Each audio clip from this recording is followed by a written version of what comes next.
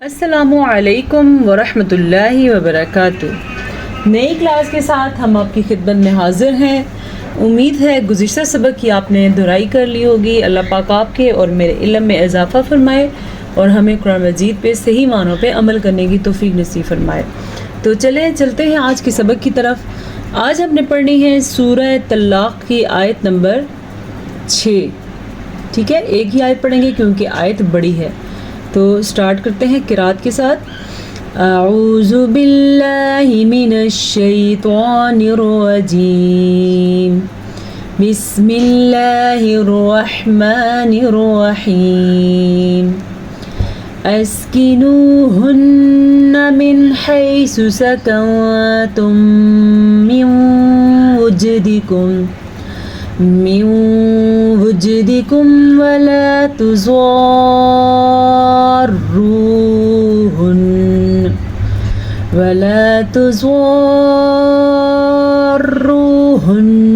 لتضيقوا عليهن وإن كن أولات حمل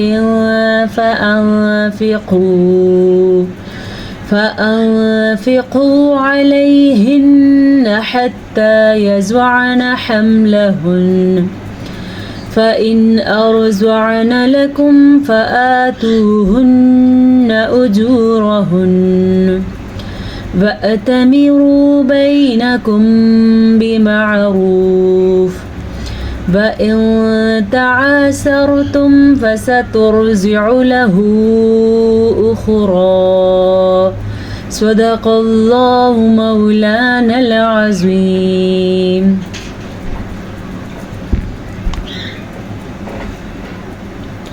اسکنوہن من حیث سکنتم۔ اسکنوہن، نون کے اوپر شد ہے تو نون کا غنہ ضرور ادا کرنا ہے۔ اس ہا کے مخرج پہ دھیان دیں، یہ مخرج سینے حلق کا وہ حصہ جو اندر سینے کی جانب ہے، وہاں سے یہ ہا نکلتا ہے، تو اسے ہم پڑھیں گے اسکنوہن۔ یہ جو نون پہ میں رکی ہوں، جو آپ کو آواز آئی ہے، اسی کو غنہ کہتے ہیں۔ آپ نے بھی غنہ کرنا ہے، جب نون پیش آ جائے یا میم پیش آ جائے، دونوں میں غنہ کرنا ضروری ہے۔ من حیث، نون ساکن ہے اور نون ساکن کے بعد ہا حروف ہلکی میں سے آیا ہوا ہے۔ جب کبھی قرآن مجید میں نون ساکن یا تنوین کے بعد حمزہ ہا، عین ہا، غین خا میں سے کوئی حرف آ جائے تو وہاں پہ نون ساکن کو ظاہر کر کے پڑھتے ہیں، اور اگر تنوین ہو تو اسے بھی ظاہر کر کے پڑھتے ہیں۔ ظاہر کرنے کا یہ مطلب ہے کہ اس کو من حیث، یعنی جیسا لکھا ہے ہم نے ایسے ہی پڑھا ہے، یہاں پہ رکنا نہیں ہے۔ اگر ہم رکیں گے تو ہمارا قاعدہ ہے اس کی وہ رہے گا نہیں۔ من حیث، ٹھیک ہے، ہا ہے، اس کے تلفظ کا دھیان رکھنا ہے۔ اکثر لوگ اس کو پڑھتے ہیں حیث، تو یہ غلط ہے، اسے ہم نے پڑھنا ہے حیث سکنتم۔ نون ساکن کے بعد تا آیا ہوا ہے اور یہ حروف اخفا میں سے ہے، تو جب کبھی نون ساکن کے بعد تا حروف اخفا میں سے کوئی حرف آ جائے تو نون ساکن کی آواز کو چھپا دیتے ہیں۔ حروف اخفا 15 ہیں، اس کے بارے میں ڈیٹیل ویڈیو میری پڑی ہوئی ہے، اگر آپ دیکھنا چاہیں تو دیکھ سکتے ہیں۔ ویسے اگر آپ سیکھنا چاہتے ہیں تو میں بھی آپ کو سکھا بھی دیتی ہوں۔ نون ساکن یا تنوین کے بعد تا ثا جیم، دال ذال زا، سین شین صاد، ضاد طا ظا، فا قاف کاف، یہ 15 حروف ہیں۔ یہ 15 حروف میں سے کوئی سا بھی حرف آ جائے اور اگر اس طرح کا نون ساکن آ جائے یا دو زبر دو زیر دو پیش آ جائے تو اس کی آواز کو چھپا کے پڑھتے ہیں۔ کیسے؟ سکنتم۔ اب میں نے اس کو سکنتم نہیں پڑھا، تھوڑا غننے کی کیفیت بھی پیدا ہوتی ہے۔ سکنتم، میں نے غنہ بھی کیا اور میں نے نون کو چھپایا ہے۔ آپ اس کی کوشش کریں، اگر آپ اچھا قرآن پڑھنا چاہتے ہیں اور درست قرآن پڑھنا چاہتے ہیں تو آپ کو ایسا کرنا ہوگا۔ سکنتم من وجدکم، اچھا میم ساکن کے بعد پھر میم آ گیا ہے تو یہاں پہ بھی غننے کی کیفیت پیدا ہو رہی ہے۔ اس قاعدے کو ادغام شفوی کہتے ہیں۔ بہرحال اگر آپ کو قاعدہ نہیں سمجھ آ رہا تو اس کو ادا کرنے کی کیفیت سمجھیں۔ کنتم من وجدکم، یہاں پہ بھی غنہ ہو رہا ہے کیونکہ یہاں پہ ادغام بالغنہ کا قاعدہ ہو رہا ہے۔ نون ساکن کے بعد یا میم واؤ میں سے واؤ آیا ہوا ہے، اس طرح اگر ہو جائے تو وہاں پہ اس طرح کی شد پیدا ہوتی ہے، آپ کو مل جائے گی تیار، صرف آپ نے غنہ ادا کرنا ہے. وَلَا تُضَارُّوهُنَّ. اچھا اب دھیان رکھیے گا، یہ والی مد جو ہے یہ اس کے بعد اگر مشدد حرف آ جائے تو اس مد کو 5 سیکنڈ تک لمبا کرنا ہے اور پھر اس شد پہ رک کے پھر لفظ کو اٹھانا ہے. کیسے؟ وَلَا تُضَارُّوهُنَّ. جو میں را پہ رکی ہوئی ہوں نا، وہی اس کے ادائیگی کا درست طریقہ ہے. اس مد جب ایسی مد آ جائے اور اس کے بعد مشدد حرف آ جائے، یہ ہمارے پاس مشدد حرف ہے، ٹھیک ہے؟ تو وہاں پہ مد کو اٹھائیں گے، اس لفظ کو پکڑیں گے اور پھر اس کو چھوڑ دیں گے. پھر سن لیں ایک دفعہ، وَلَا تُضَارُّوهُنَّ. گناہ کرنا آپ نے. لِتُزْوَجِّقُوا. زواد کو پر کرنا ہے کیونکہ زواد حروف مستعلیہ میں سے ہے. یا پہ شد ہے، شد کو ادا کرنا لیکن لمبا نہیں کرنا. اکثر لوگ پڑھتے ہیں لام کو بھی لمبا کر لیتے ہیں، لِتُزَيِّقُوا پڑھ لیتے ہیں. اس طرح نہیں پڑھنا آپ نے پڑھنا ہے لِتُزْوَجِّقُوا. آگے واو مدہ ہے، اسے آپ نے ادا کرنا ہے. عَلَيْهِنَّ. ٹھیک ہے، غنہ ادا کریں. وَإِن كُنَّ أُولَاتِ حَمْلٍ. اچھا یہاں پہ اخفا ہو رہا ہے اور یہاں پہ بھی اخفا ہو رہا ہے کیونکہ یہاں پہ نون ساکن کے بعد کاف آیا ہوا ہے اور یہاں پہ تنوین کے بعد فا آیا ہوا ہے. نون ساکن کے بعد حروف اخفا میں سے کوئی حرف آ جائے یا تنوین کے بعد حروف اخفا میں سے کوئی حرف آ جائے تو دونوں پہ نون کی آواز کو چھپانا ہے. یہاں پہ نون کی اور یہاں پہ نون تنوین کی آواز کو چھپانا ہے اور غنہ بھی کرنا ہے. کیسے؟ وَإِن كُنَّ. نون پہ آپ نے غنہ کرنا ہے اور شد بھی ادا کرنی ہے. أُولَاتِ حَمْلٍ. اچھا واو کے اوپر کوئی بھی حرکت نہیں ہے، اس لیے یہ واو لکھنے میں تو آتا ہے لیکن پڑھنے میں نہیں آتا. اس کو کیسے؟ سائلنٹ ہے. جیسے آپ انگلش میں کوئی لفظ پڑھتے ہیں اور اس میں کوئی چیز سائلنٹ ہوتا ہے، وہ لیٹر ہم نہیں پڑھتے، اسی طرح یہاں پہ بھی یہ واو سائلنٹ ہے. اسے ہم پڑھیں گے اولاتی. اولاتی اولاتی پڑھا تو آپ نے غلطی کر دی. اولاتی حمل اخفا ہے. فَأَنفِقُوا. پھر سے نون ساکن کے بعد حروف اخفا میں سے فا آیا ہوا ہے تو ہم ادھر نون کی آواز کو چھپا دیں گے اور غنہ بھی کریں گے. فَأَنفِقُوا. موٹا قاف ہے اور واو مدہ ہے، اس چیز کا آپ نے دھیان رکھنا ہے. عَلَيْهِنَّ حَتَّى يَزْوَعْنَ.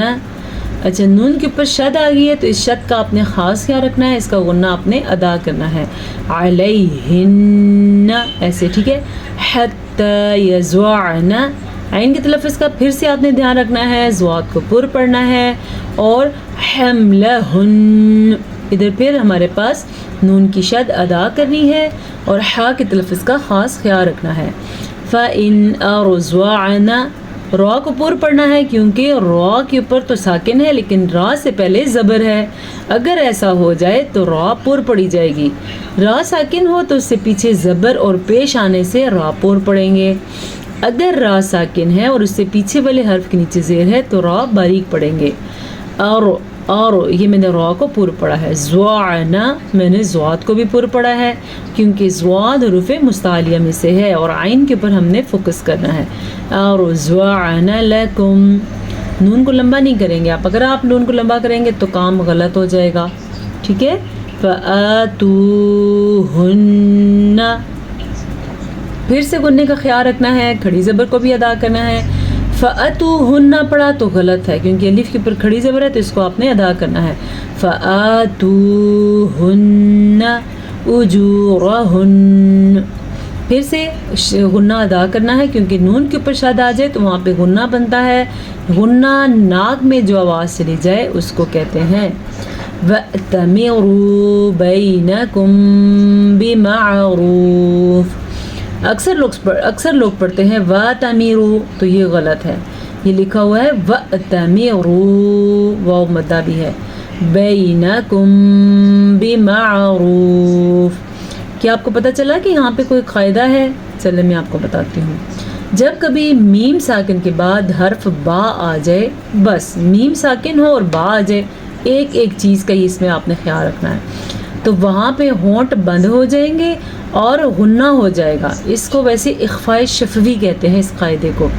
بینکم بمعروف وَإِن تَعَاسَرْتُمْ. نون ساکن کے بعد تا حروف اخفاء میں سے آیا تو نون ساکن کی آواز کو ادا کرنے کا طریقہ سیکھیں. غنہ بھی کرنا ہے اور اخفاء بھی کرنا ہے. اخفاء یعنی چھپانا بھی ہے. وَإِن تَعَاسَرْتُمْ اتنا چھپانا ہے کہ نون کنڈیشن پہ رہے لیکن بس اس کی ادائیگی جو ہے وہ چھپانے والی ہو جائے.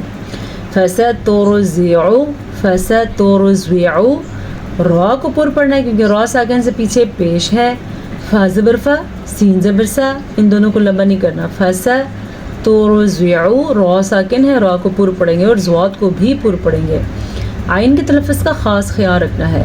لہو اخرا خا کو آپ نے واضح کر کے پڑھنا ہے اور را کے اوپر جو کھڑی زبر ہے اس کی ادائیگی کا بھی آپ نے خیال رکھنا ہے. اخرا.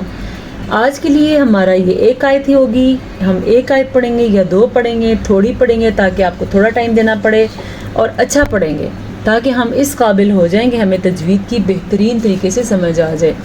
اور چلیں ہم چلتے ہیں تجوید کی طرف, دیکھتے ہیں آج کیا ہے خاص ہمارے پاس سیکھنے کے لیے.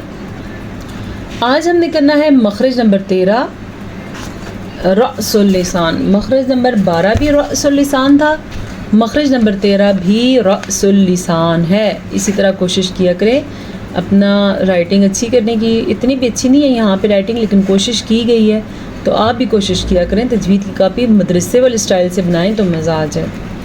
رأس اللسان یعنی زبان کی نوک جب ثنایا اولیاء کے سرے سے لگے. پیچھے آپ نے پڑھا تھا زبان کی نوک ثنایا اولیاء کی جڑ سے لگے.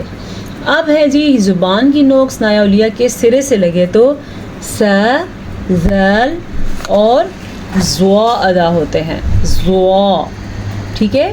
ان کا مخرج ہے, جیسے بعض لوگ مجھ سے پوچھتے ہیں زواد اور زوا میں کیا فرق ہے, ابھی ان مخارج میں یہ چیز بھی آپ کے لیے کلیئر ہو جائے گی. یعنی زبان کی نوک جب ثنایا اولیاء کے سرے سے لگے تو سا ذال اور زوا ادا ہوتے ہیں. چلیں پریکٹس کرتے ہیں کیسے. جیسا کہ سا سے مثال ہے یلحس یلحس. اب آپ جب ثنایا اولیاء کی سرے سے زبان نکال لگائیں گے تو ایسے نرمی سے سا ادا ہوگا. ٹھیک ہے. سا جو ہے یہ نرمی سے ادا ہوتا ہے جبکہ سین اور زا جو ہے یہ سختی سے سیٹی کی آواز کے ساتھ ادا ہوتا ہے. اسے ہم پڑھیں گے یلحس یلحس. ٹھیک ہے. مثوا. اب آپ یہ لفظ ادا کریں تو کیسے ہوگا مثوا. اگلا ہے مثلہ. آپ دیکھ لیں آپ کی زبان کہاں جا کے لگ رہی ہے. پریکٹس ضرور کیا کریں کیونکہ پریکٹس ہی انسان کو کامیاب بناتی ہے. زال سے اذهب مذموم مذموم.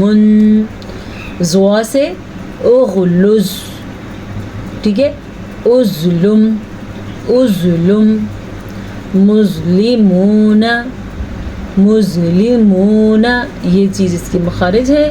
سا زال اور زوا کو لسویہ کہتے ہیں. ٹھیک ہے.